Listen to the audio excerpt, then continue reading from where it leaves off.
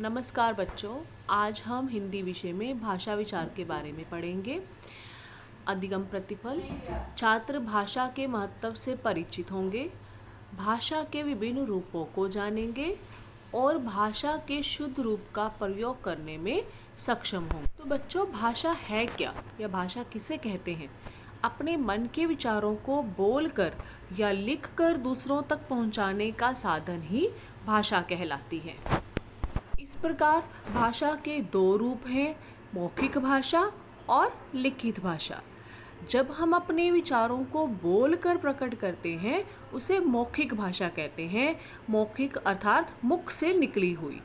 और जब हम अपने विचारों को लिखकर किसी के सामने प्रकट करते हैं, किसी को बताते हैं, तो उसे लिखित भाषा कहते हैं।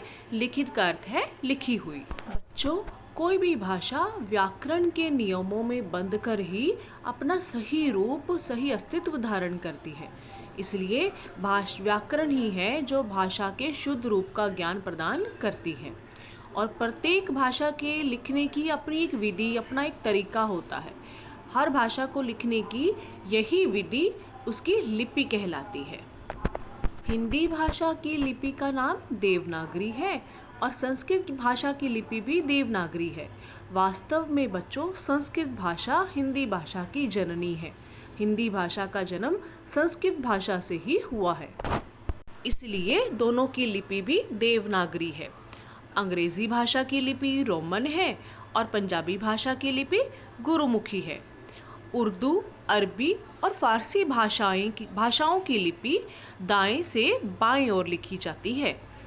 बच्चों, 14 सितंबर को हिंदी दिवस मनाया जाता है क्योंकि 14 सितंबर 1949 के दिन ही हिंदी को हमारी राजभाषा घोषित किया गया था। इसलिए यह दिन हिंदी दिवस के रूप में मनाया जाता है। आशा है आपको भाषा के बारे में काफ़ी कुछ पता चल गया होगा। धन्यवाद।